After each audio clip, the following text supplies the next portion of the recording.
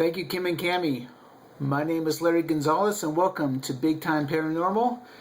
I am your host for this segment. I am so very pleased that you're here.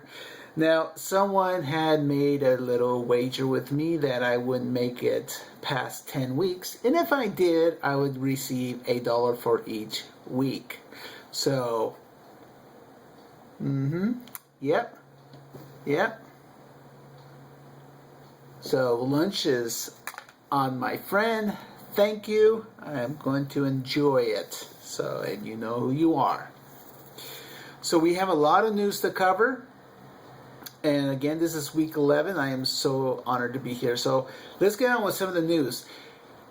We were talking, I don't know, 2-3 weeks ago about the testimonies that were going to be done for disclosure. You had people like Dr. Edgar Mitchell, who is going to be talking there, and you're going to have other people from Congress and so on.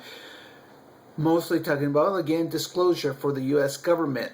Other governments have already leaked out stuff. They're much more forthcoming. You've had Mexico as one of the countries that's been very open about their stuff. You've also had people in the government in Russia talking about it. Things have come out in Britain and so on. So you had what they call the I-Team former lawmakers hear testimony on UFOs. And they were saying here a few things I didn't know. That people tend to forget that back in the 1960s, there were 2 congressional hearings into the UFO question. Former President Gerald Ford was a driving force behind the hearings. So, again, the government was quite aware. There is no doubt that we are being visited, but this was from Dr. Edgar Mitchell. He also, Mitchell is a scientist and explorer, was born coincidentally in the UFO hotspot of Roswell, New Mexico. He started calling for the disclosure of U.S. government UFO files back in the mid-1990s. One of his first interviews on the subject was with the I-Team. As the 6th man to walk on the moon, he's an American icon and scientific hero with extreme contacts in the government and so on and so on. So you have a heavy hitter right there alone. Now this also had other people that were talking about their involvement with things that they've seen. They had people that were going to be testifying. They had over 40 people. And again, these are just average people that were going to be testifying. You had also, let's see, he was, okay. And so Stephen Bassett, who was the organizer of the disclosure hearing, he's a UFO lobbyist on Capitol Hill, organizing and hearing selected former members of Congress who had not taken public position on the UFO topic. Now, I was listening to Coast just the other night. Maybe some of you heard that interview with him as well. George Norrie was asking him about some of the things. Would this change anything? He basically said no. That some of the Congress people, some people in government has quietly told him that people above them have told them basically to drop it, to let it go, that it's not going to be disclosed. And they made it quite clear, keep your mouth shut. So I don't think anything's going to happen unless something dramatic happens. But at least they're trying to get the word out that average people are seeing these things in the skies. And will we have disclosure? My gut tells me no. We're not going to get it from us, from the government, the U.S. government. We're going to probably end up seeing it from Mexico or China Russia, someone else is going to produce and show the world something. And the U.S. government will be forced to say something then, but not until then. So that's that. The next story we have is we have several UFO stories to go through since we just were talking about the disclosure that was talked about in the last story. This one has to do with a passenger plane involved in a near miss with a UFO over Glasgow Airport. And of course, Glasgow is in Scotland. Now, according to the report, this happened December 2nd. So it was quite a few months ago. Now, the report said that at about 35,000 feet, both pilots that were flying the plane said that they had seen a UFO loom ahead. Now, the UFO apparently went underneath them, and it missed them by about 300 feet, which that's terribly close for an aircraft. Now, of course, the UK Airpox Board, which investigates near misses in the skies, heard the incident that had taken place at around, 35,000 feet. Of course, they're making excuses for what it could be. Instead of saying, yes, it could be a UFO, they said, well, it could be a glider that they saw. The only problem was that someone else confirmed that if it was a glider, it would still show up on radar. And whatever it was did not show up on radar. Of course, they say it could have been a balloon. But these are professional pilots. I think they know the difference between a glider and a balloon. So, unfortunately, again, it's shut your mouth. Don't say nothing because you don't know what you're talking about, even though these are experienced pilots. The next story is also an interesting story. Triangular UFO sighted twice in 2 hours. Now, the first one was on the same date, April 27th. This is a highway near Pleasant Hill, Tennessee. And I'm going to make this story real short. Again, they saw this object. 2 hours later, 1,200 miles away near Denver, Colorado, witnesses said that they saw basically the same triangle aircraft or UFO in the sky. So, in 2 hours, 1,200 miles separating the two eyewitnesses, they saw the same craft. And this was testimony that came from the Mutual UFO Network, MUFON. So, again, there's something in the skies that we can't quite explain what it is. We have another story now. Instead of UFOs, we're going to go over to an interesting story about Sasquatch. A Northwest professor turns to drones in quest for Sasquatch. A Northwest anthropologist has risked his career in pursuit of what the rest of science considers a myth. Jeff Maelstrom of Idaho State University is the nation's lone academic trying to make the scientific case for Bigfoot. It's no joke.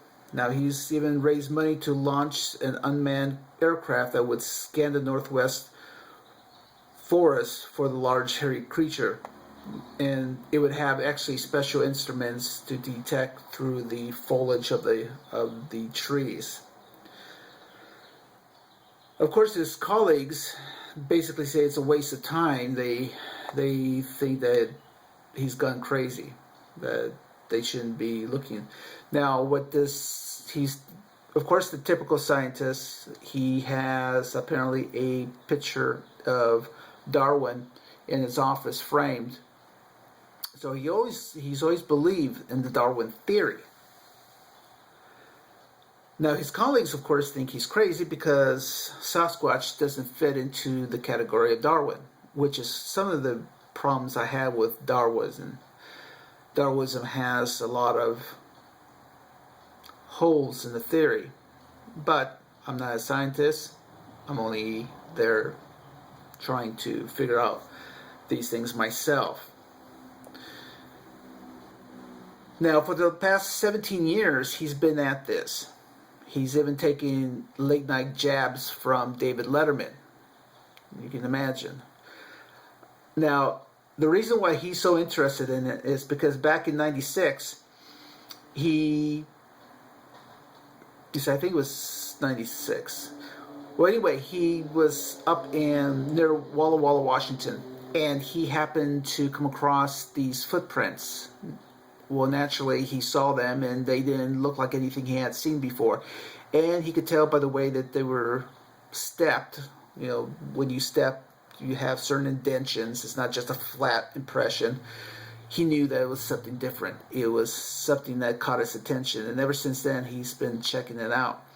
Now, he's raised with another Bigfoot enthusiast $200,000.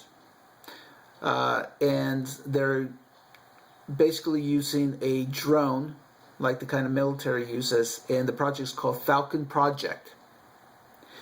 It will be an FAA approved vehicle. The thing, like I said, will be saddled with thermal imaging equipment to penetrate the foliage.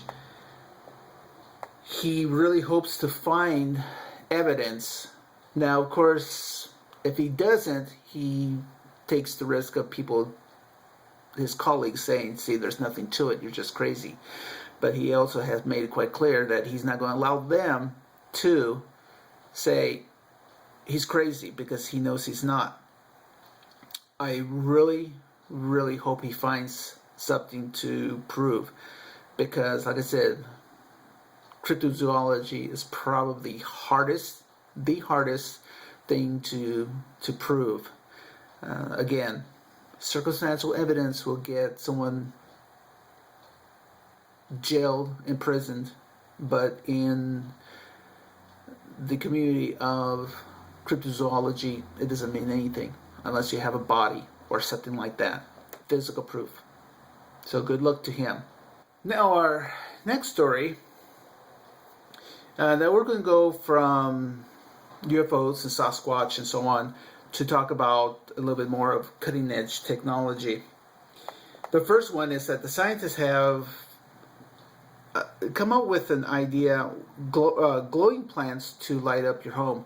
Now, last week we were talking about the sheep that they had successfully integrated the DNA of a jellyfish that glowed with sheep, which produced sheep that glowed using a black light.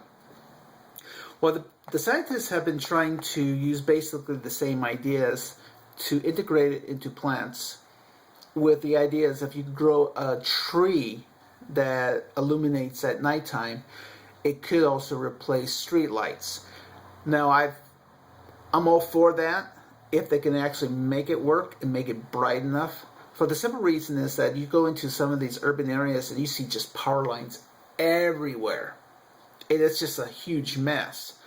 And it would actually look really nice with the trees lighting up instead of all these lights. Now, of course, there's other issues that if the tree or the bushes or whatever dies, what do you do with it? Is it toxic? These are questions that the scientists are working on right now. Apparently, they've been able to get certain things lit up at nighttime, but not bright enough yet. So if they're still working on it, this will be really interesting to see. I know they were talking about that they've been getting tobacco plants tapped to glow cellular cells. So that is something that they're going to be looking into. The next one is a graphite paint could power homes of the future. Now, this is something that is really interesting, because this is Okay, so scientists at the University of Manchester are using wafers of graphite. To make it really simple, basically what they're doing is that they're creating multiple layers of graphite, amongst other things, to create a new kind of graphite where it would actually help absorb light and so on to power a house or something like that. Now, the graphite, combined with other elements that are basically as thick as an atom, so you can imagine it's very thin. They say to give a better illustration is like a book. You have one page that tells you some information, and then you have another page that gives you some information, and another. Before you know it, you have an entire book that tells the whole story or illustrates the whole thing. And that's what they're trying to do with this. They're working at that level, trying to make it work. Ultimately, they want to be able to use this technique to be able to put into paint to power your home. Also, it would basically be like smart paint, where they would be able to also allow you to change the color of your home. They love this idea because of the fact that they would love to be able to integrate it into the covers of cell phones and stuff like that, where the cell phones will be powered from the casing. So you can imagine that's going to be really interesting, especially if they could do that. I'm sure they're talking about cars and anything else, buildings, anything else. Of course, it's about cleaner energy and so on. So good for them. I hope it works out. I really hope. Now, the next story is a story about. Now, I know that I was listening to Coast to Coast, I don't know, maybe a month ago. And they were talking about, of course, the drones that are out there, that they're anywhere from the size of a small plane down to the size of an insect, which I'm a little bit confused because of this next story. Now, I had seen some video on it. It's something the size of a small bee. It's a robotic bee. Apparently, it's about it's about this high, about the size of a penny. Okay. Apparently, it can fly just like a bee and be able to fly around looking for things and stuff like that. The idea that they say is to be able to get it to go into buildings where it's collapsed on earthquakes and stuff like that, looking for survivors and stuff like that. Now, what I'm confused on is that I had heard that the military had already developed this, that they were already using it to basically spy on people and so on like that, to be able to fly into their homes or into the business or governments or whatever like that. So I'm a little bit confused. Has it been developed or has it not been developed? Well, according to the article that's here, they said that the thing has been developed. The only problem is that they're having trouble landing the thing, and apparently it lands like you spray a bug in it with Raid and it hits the surface. So apparently they're having trouble with it. But again, who's telling the truth? I don't know. I'm a little bit skeptical on it. But I do know that technology's there, as many of you may know. The next story is a little bit different. It's about lucid dreaming. Now, if you're not familiar with lucid dreaming is, I have to admit, I've done it once, maybe twice. And lucid dreaming basically is when you're sleeping and you're dreaming and you basically realize that you're dreaming and you're able to take control of the dream itself and make things happen the way you want it to happen. Like I said, I've done it for sure once, maybe twice. So I know that there's others that tend to do it more often than that. Now, lucid dreaming is something that you have to condition yourself. Apparently, there's several ways to do it. Well, now a company has developed a way to do it by using a mask.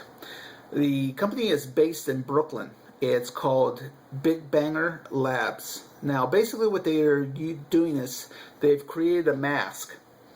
And in the mask, they have lights that flash once you get into the REM sleep, which is where you dream. And when the lights are flashing, it actually goes into your subconscious, goes to where you're actually dreaming. And when you're actually in the dream, you'll see the lights flashing, which will let you know that you're actually dreaming.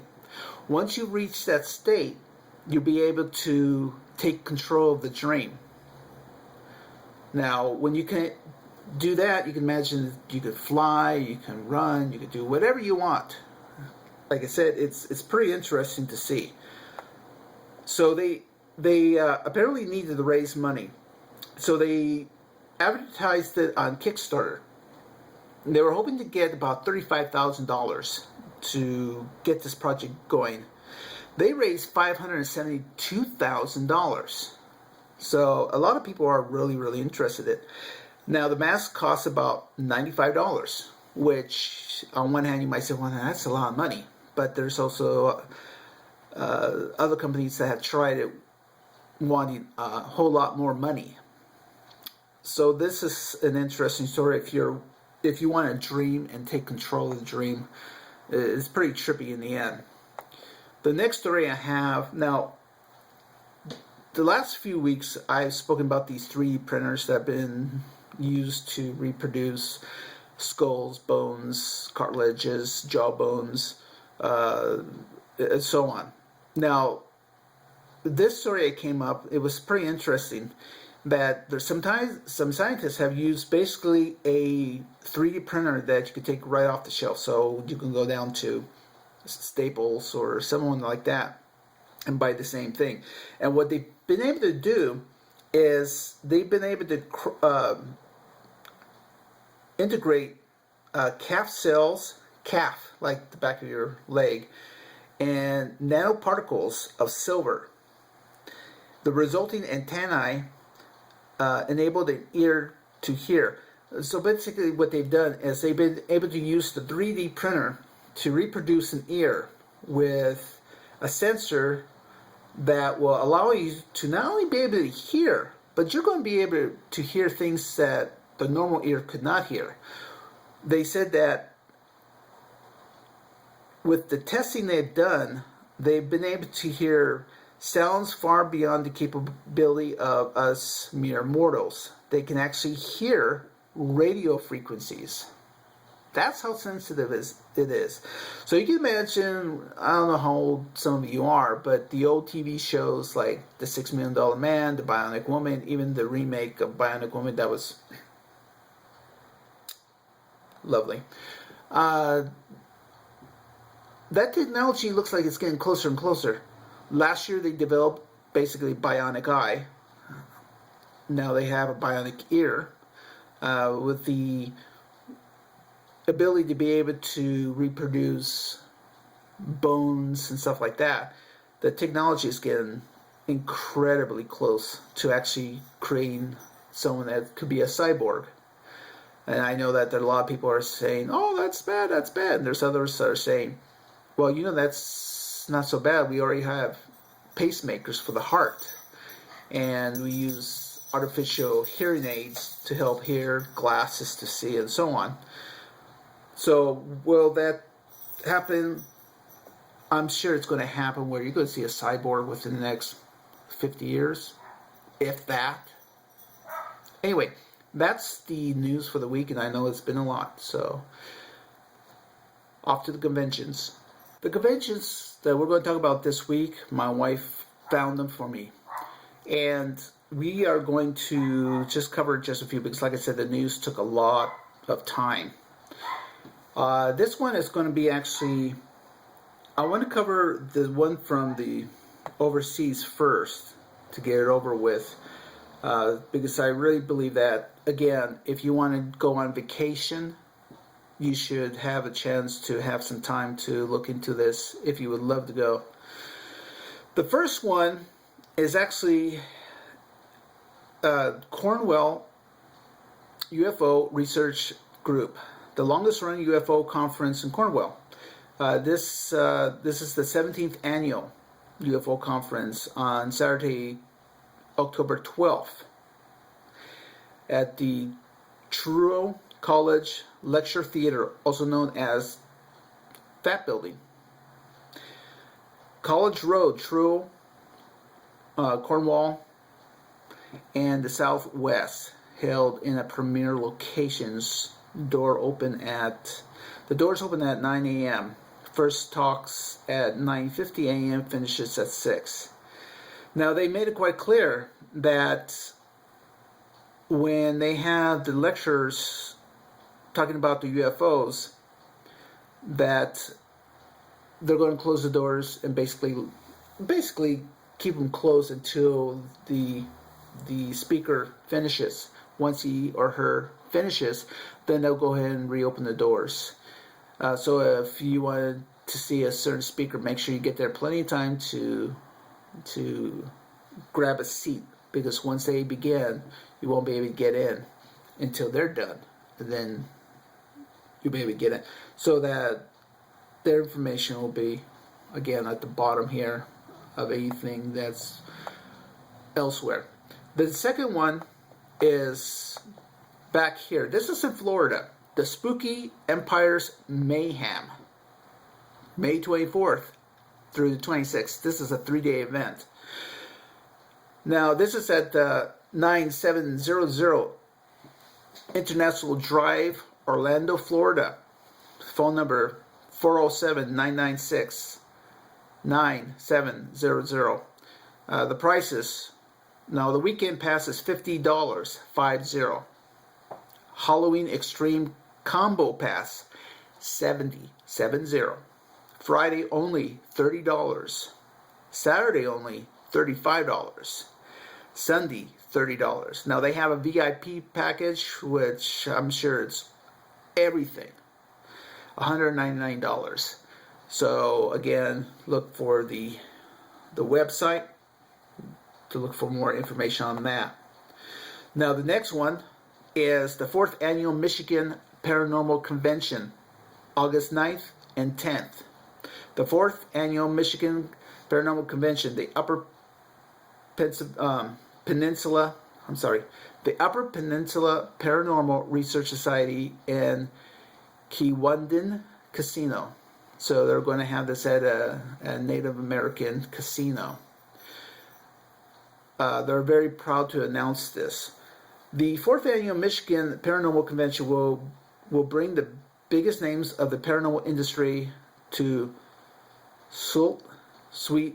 Marie, Michigan's oldest city, on August 9th and 10th.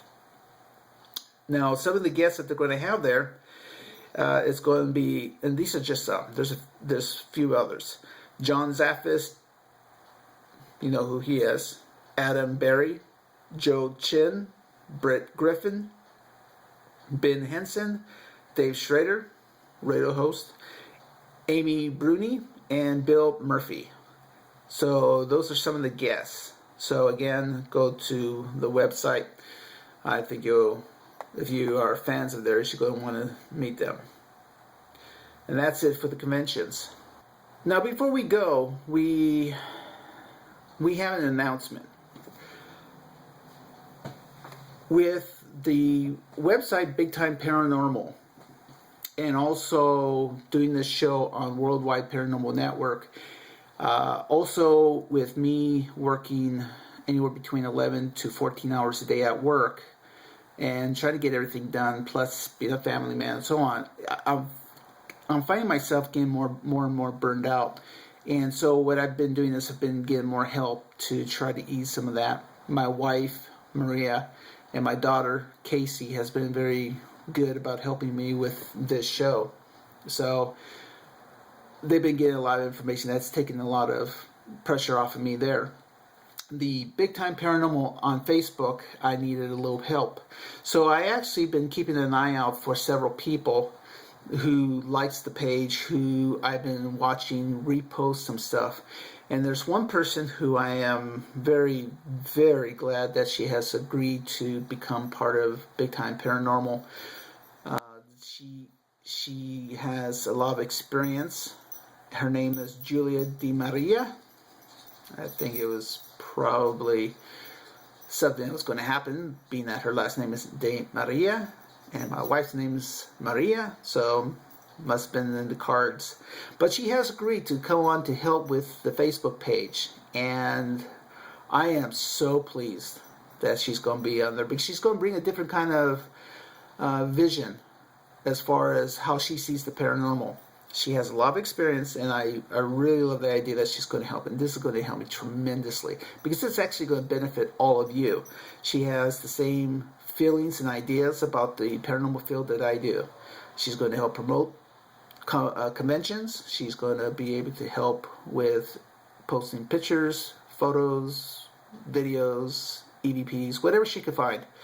But she sees it a little bit different than I, and I love that, because I don't want anyone to be a clone of me, because, well, first of all, I'm kind of ugly, but I want to make sure that she wants to do this out of her own heart. And when I spoke to her yesterday on the phone, she was so excited, and I am so excited. My wife is excited. We're all excited to have her on. So Julia, welcome to Big Time Paranormal. We're looking forward to seeing what you post and repost and repost and so on.